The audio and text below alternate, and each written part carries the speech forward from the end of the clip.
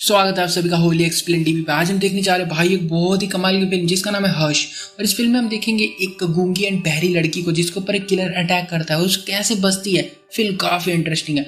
Film की शुरुआत में हम जंगल में एक घर देखते हैं जहाँ पर चारों तरफ सन्नाटा फैला हो क्योंकि काफी सुनसान इलाके में होता है।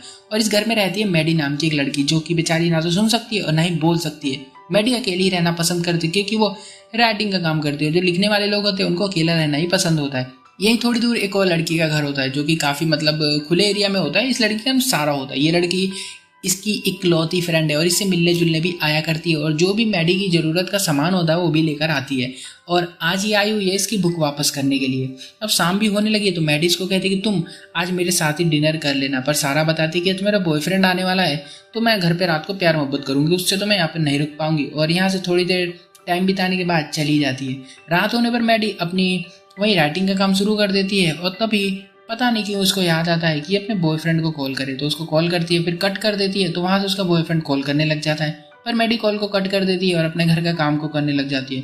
और ये चल ही रहा होता है, इतने में ही सारा इसके दरवाजे पर आती है और जोर से टकराती है। उसके सर से ब्लड आ रहा होता है, काफी डरी हुई होती है और पीट रही है कि खोलो खोलो। बट ना तो वो मैडी सुन सकती है और ना ही उसको देख पा रही है। तो मैडी बहरी है तो सुनाई तो देगा नहीं उसको। तो पीछे से इसके एक मास्क वाला आदमी आता है और भाई साहब सारा को ये चाकू मार के वहीं पर खत्म करके गिरा देता है। और मास्क मैन अब मैडी को देख रहा होता है और फिर काम कर रही है भाई आराम से, कुछ फर्क नहीं पड़ रहा उसको क्योंकि उसको तो कुछ पता ही नहीं बाहर क्या हो रहा है। अब मास्क मैन डोर को खटखटाता है ऐसे करके, पर कोई रिएक्शन ना आने पर ही समझ जाता है कि ये बहरी है, सुन नहीं सकती है। मैडी का बॉयफ्रेंड अभी तक इसको कॉल किए जा रहा होता है बट ये इग्नोर कर रही है और ये काम में बिजी होती है। और मास्क मैन इसके घर में घुस के इसके पीछे आके खड़ा हो जाता है और मैडी की तभी फ्रेंड की कॉल आ जाती है जिसका नाम मैक्स होता है। किलर छुप जाता है पीछे से। मैक्स कहती है कि अभी मैंने वीडियो में किसी को तुम्हारे पीछे खड़ा देखा। पर मैडी कहती है नहीं, यहाँ पर तो कोई नहीं आता है। और काम खत्म करके मैडी अपनी कैट को ढूंढना शुरू करती है उसको खाना देने के लिए, बट पूरे घर में कैट नहीं मिलती है।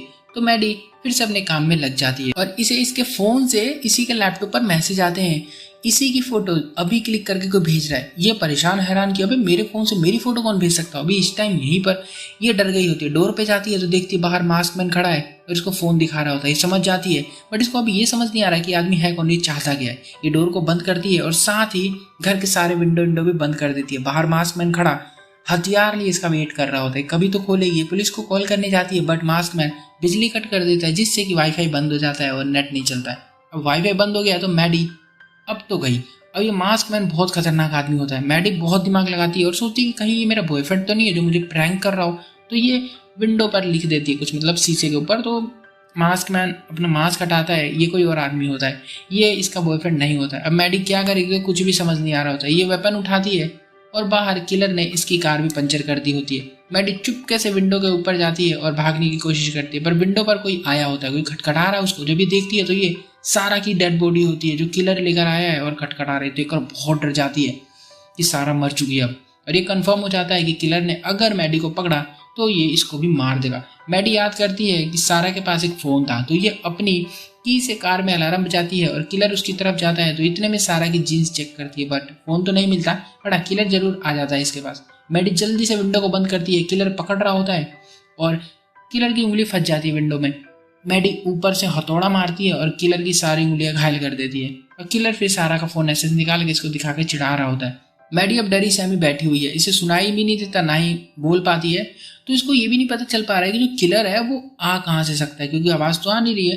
तो ये बेस्ट टाइम का इंतजार करती है और जब होता है वो टाइम तो ये घर से बाहर भाग जाती है। किलर इस पर क्रॉसबो फायर करता है यानी कि तीर, एंड निशाना चूक जाता है। ये रिलोड करने लगता है क्रॉसबो। इतने में मैडी वापस घर में घुस जाती है और ऊपर जाकर टॉर्च जलाकर छत से जंगल में फेंक देती है जिससे थोड़ी लाइट होती है वहां पर। और जंगल में भाग कर जाता है किलर देखने के लिए कि वहां पर कौन है। बट यहाँ पर इतने में भागने की कोशिश करती है पर किलर आ जाता है और उसके पैर में तीर मार देता है और इसके ऊपर चढ़ने की कोशिश करता है। बट मैडी भी हमारी कच्ची खिलाड़ी नहीं होती, ये किलर को मारती है और क्रॉसबो ले लेती है इसका और घर में वापस आकर क्रॉसबो को रिलोड करने की कोशिश करती है।